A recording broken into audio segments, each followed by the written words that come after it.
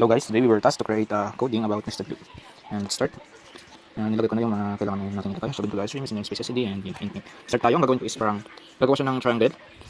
Ganun ang gagawin ko. Una, maglagay tayo ng variable natin, rows. Rows ang lagay natin. Unless susi out tayo. Siyempre, ang gagawin natin ay triangle. Gagawa siya ng triangle. Kaya lagyan natin ng title, triangle maker. And new line tayo. New line, ganyan. Then, see out natin. Sabihin natin, mag-new line na lang muna tayo para mas maayos. Para bagong space. Ang lagay natin ay enter how many rows. How many rows. Dito mag-base kung gaano kalaki yung magiging triangle natin. Then ang sunod ay siyempre siin natin kung ano yung input ng user, kung ilan yung rows. That's it. Then see out ulit tayo para lang magbigay tayo ng space sa magiging result. Then start na tayo sa nested loop. Gagamitin natin I for gagamitin kuha tayo ng variable I is equals to 1. I equals to 1. Hindi, O na lang para outside is equals to 1. Ito yung magiging outside loop natin. Then O is greater than or equal to, less than or equal to rows. Ito yung titignan yung condition. Diba, equals to 1 siya. Kung naka-follow ng condition na ito, ulitin nyo yung loop.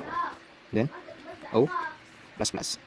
Para mag-add siya, mag-update yung value ng O, which is 1. Each time na mag-loop, dadagdagan siya. And that's it. Tapos sa loob naman, maglalagay ulit tayo ng looping. For ulit ang ating gagamitin. Ano rin, int. Pero ngayon, ay ang gamitin natin na variable is equals to 1. Then ulit.